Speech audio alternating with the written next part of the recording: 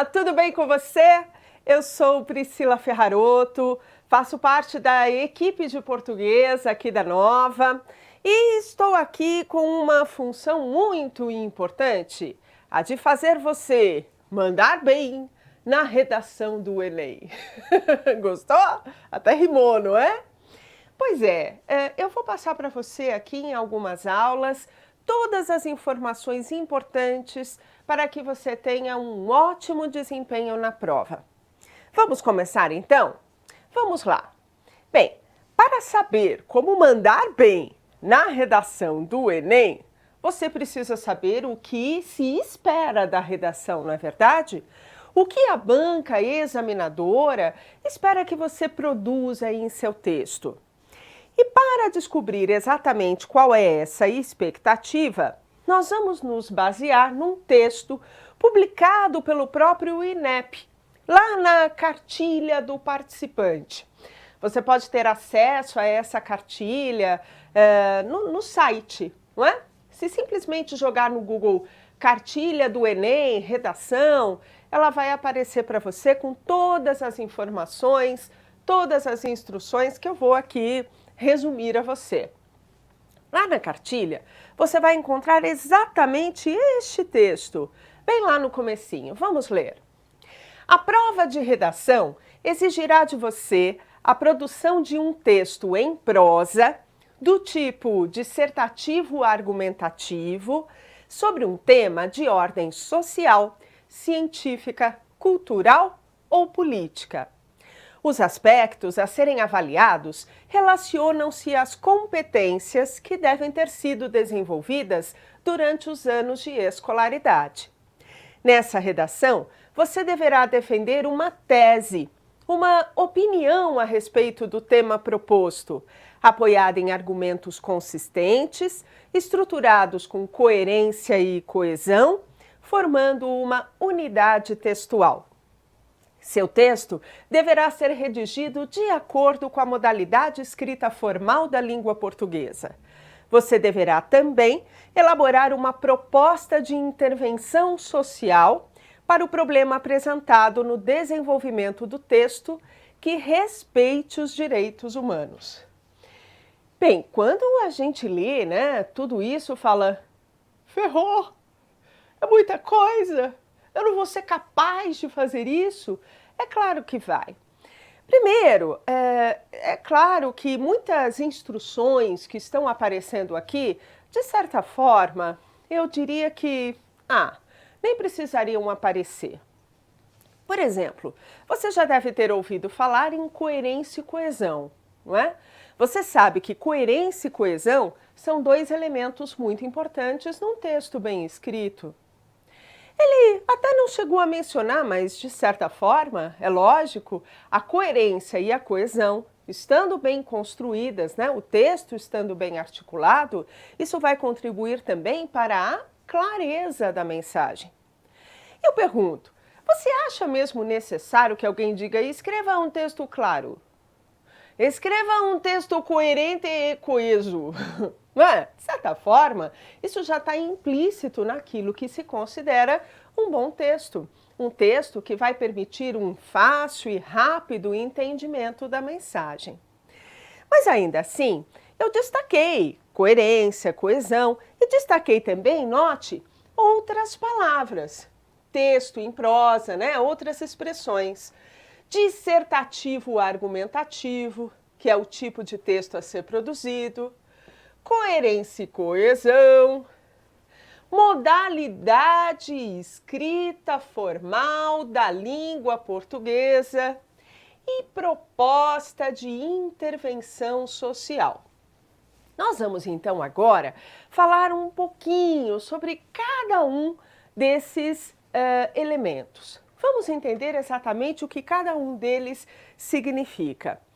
Para começar, veja só o que é texto em prosa. Pri, tudo bem, eles estão falando, você tem que produzir um texto em prosa. Eu sei o que é um texto, eu não sei exatamente o que é em prosa.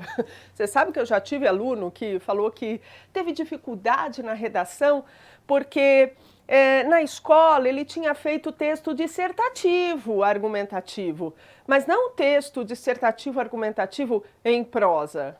Gente, o que ele chama de texto em prosa nada mais é do que o tipo de texto mais comum que nós produzimos. Aquele texto que se organiza em períodos, em parágrafos, não é? E não em versos, em estrofes.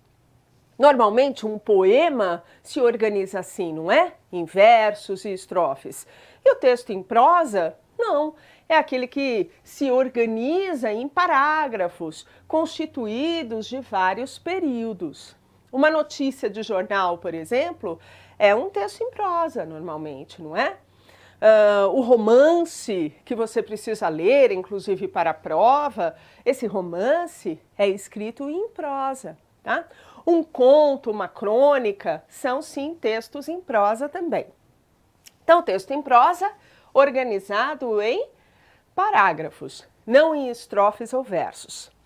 Além disso, na maior parte dos textos em prosa, vai predominar a chamada linguagem denotativa.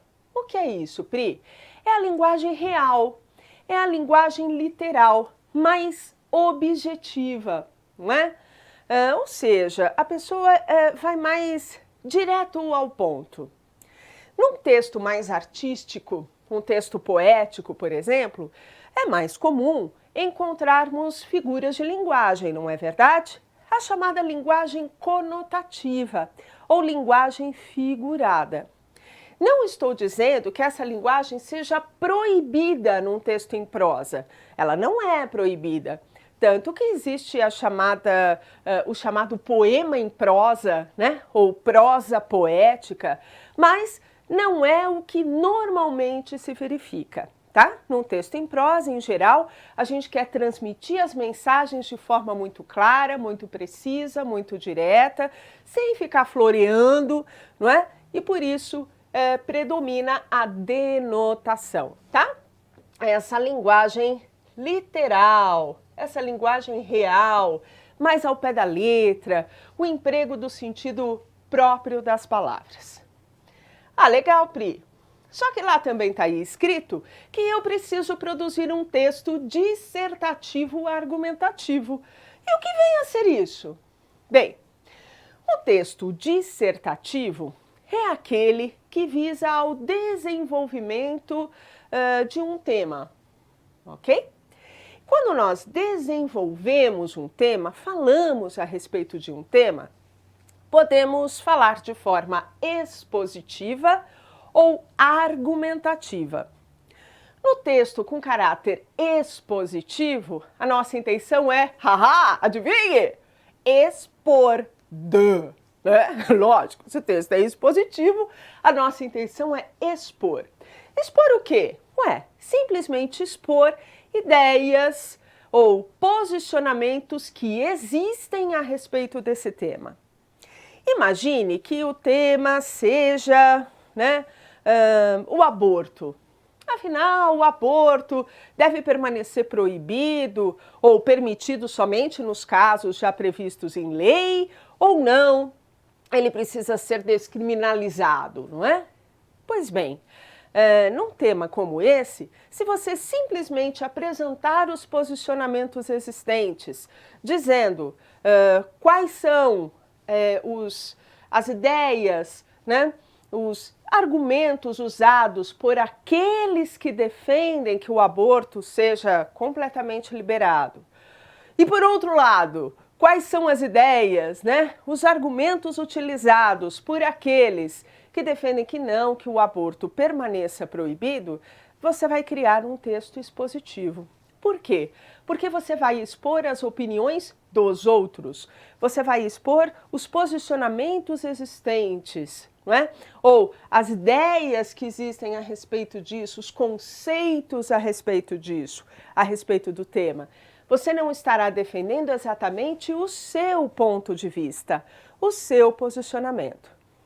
Caso você deseje defendê-lo, então você não vai fazer um texto dissertativo expositivo, e sim um texto dissertativo argumentativo. porque ali você vai apresentar argumentos a favor da defesa do seu ponto de vista.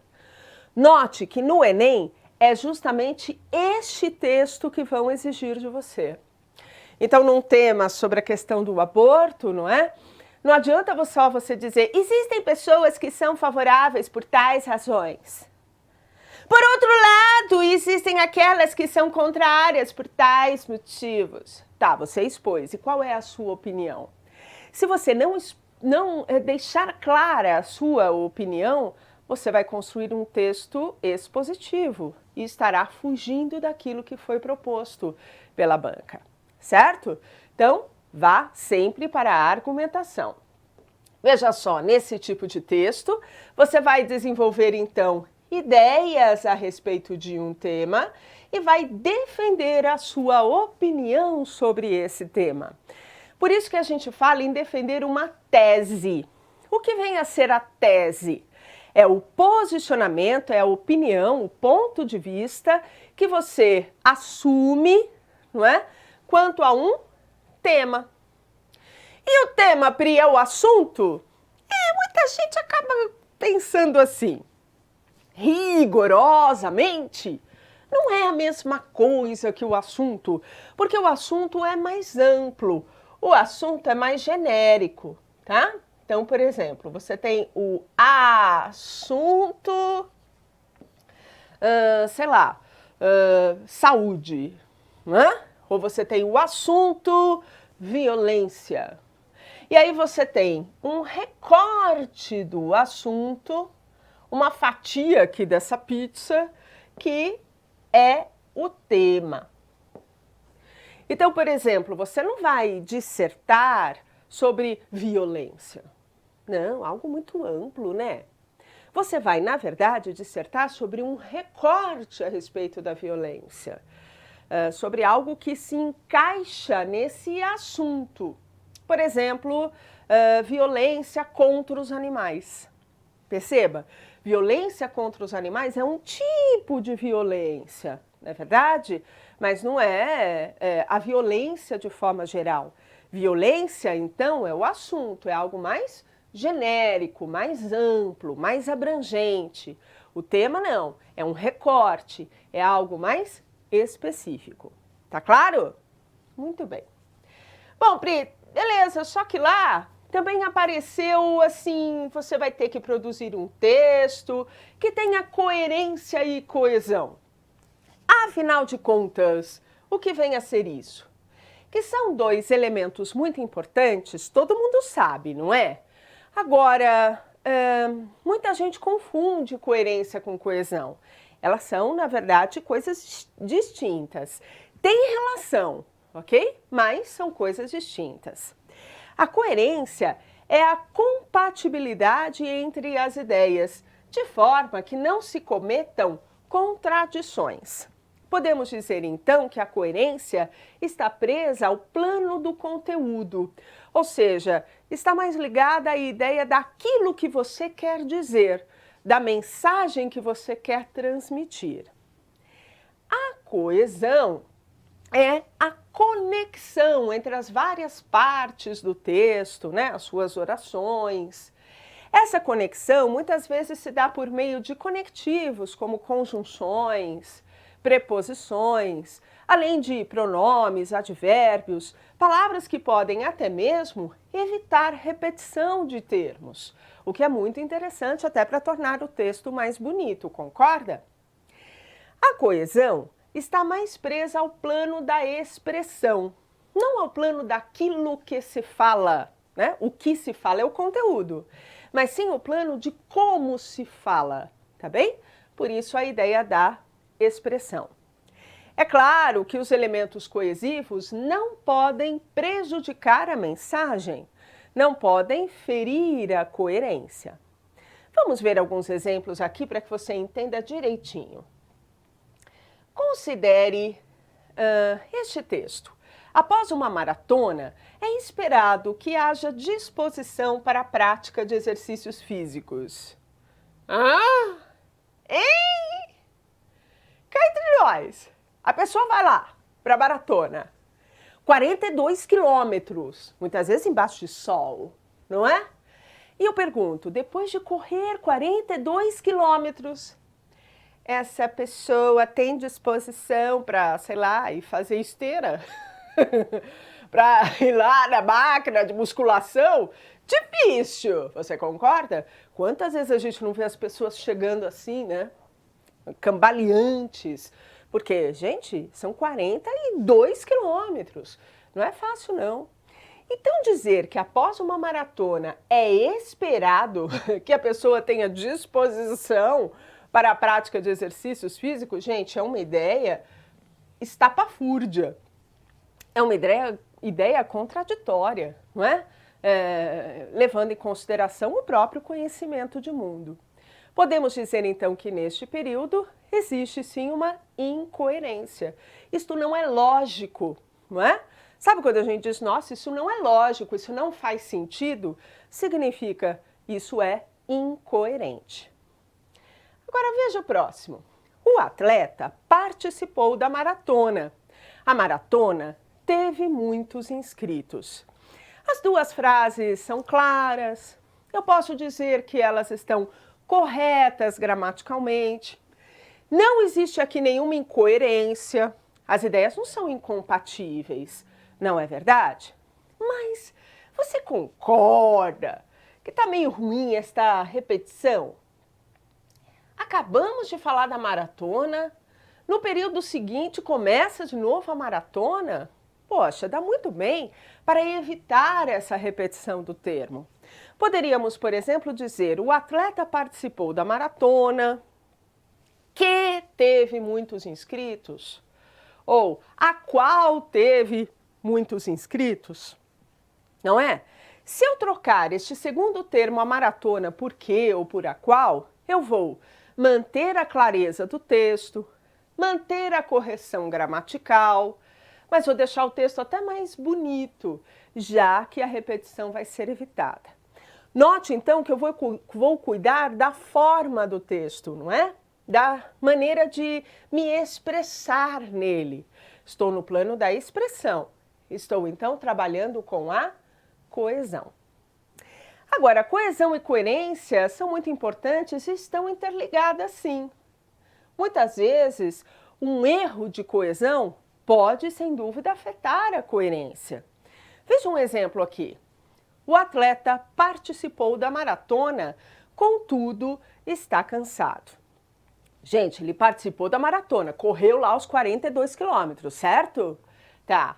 E aí eu digo em seguida, contudo, está cansado. Mas espere aí.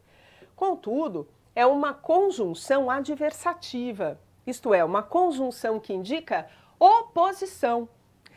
Contudo é sinônimo de todavia, porém, mas, no entanto. Você acha que tem cabimento dizer ele participou da maratona, porém está cansado? Gente, não! O esperado é que ele esteja cansado, podre, destruído. Então, o conectivo adequado aqui não é contudo, e sim, portanto, logo, assim, então, por conseguinte, que são conectivos conclusivos. Percebeu? Eu errei, ai, é verdade, Pri, eu me confundi. Eu queria usar portanto, acabei usando contudo. Empregou um conectivo errado, cometeu um erro de coesão. Mas note que esse conectivo tem valor, ele tem um sentido. E, pelo fato de você ter empregado o conectivo errado, você acabou modificando o sentido do texto, criando uma mensagem estapafúrdia, né? Uma mensagem em que existe uma contradição, em que tem algo descabido. Concorda? A coesão, então, o erro de coesão afetou a coerência do texto. Então, fique muito ligado a isso sempre. Combinado? Prima, não parou por aí, não. Ele também chegou a falar que eu vou ter que escrever um texto seguindo a modalidade escrita formal da língua portuguesa. Nossa, que raio é isso?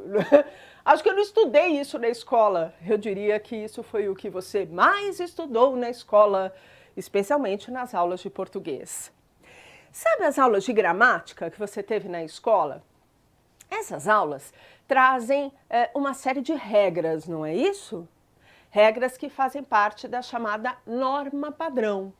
Ou, se você quiser, da variante ou variedade linguística formal da língua portuguesa, que aqui ele chamou de modalidade escrita formal. Tudo bem? Então, para seguir essa modalidade, você deve conhecer e aplicar as regras gramaticais que foram estudadas ao longo de toda a sua vida escolar. Além disso, você também precisa ficar atento ao vocabulário, ao emprego de palavras. Existem palavras que são típicas da fala e palavras que são típicas da escrita, ou pelo menos de uma escrita formal. Quer um exemplo bem simples? A gente. A gente vai, a gente faz, a gente é. O emprego de a gente no lugar de nós é possível? É. É correto? Sinceramente, é. Mas note que é uma construção típica da fala e, sobretudo, de uma fala informal. Num texto escrito que queira seguir a variante formal da língua portuguesa, é melhor substituir o agente por nós.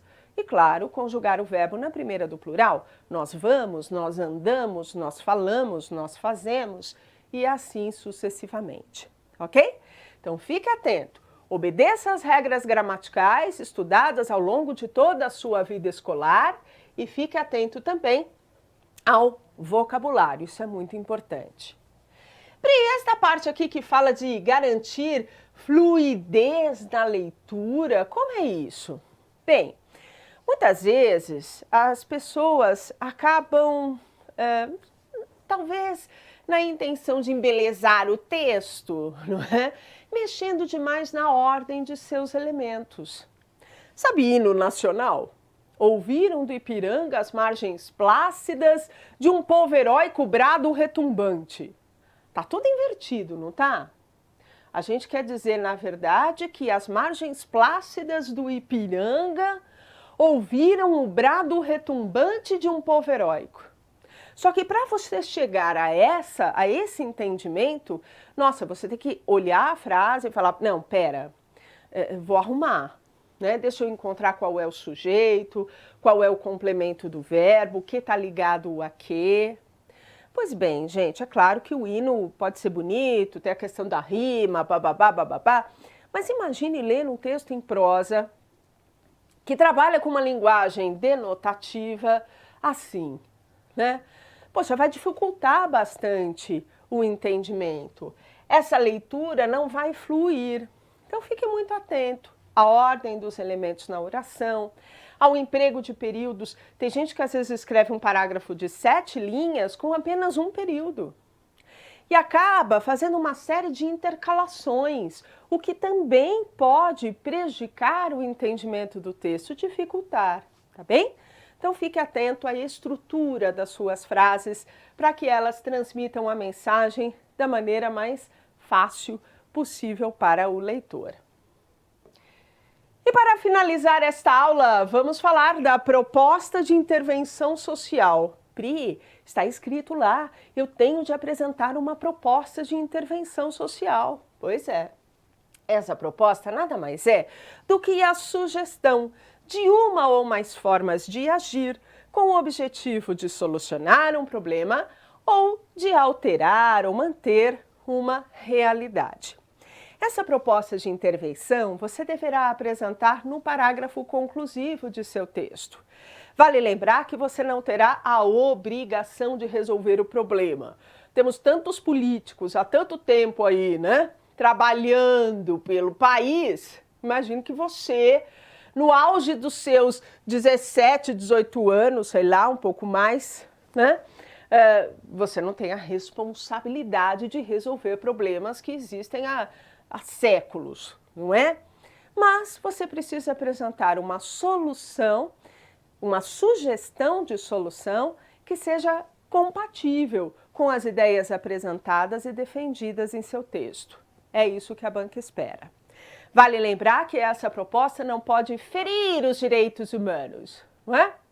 Você não pode, por exemplo, dar como solução para resolver o problema da fome, matar todo mundo.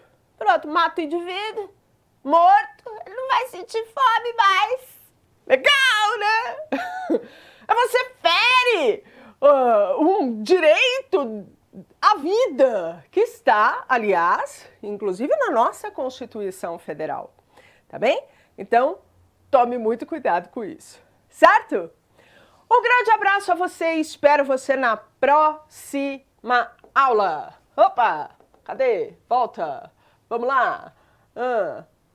Obrigada. Até mais! Tchau, tchau!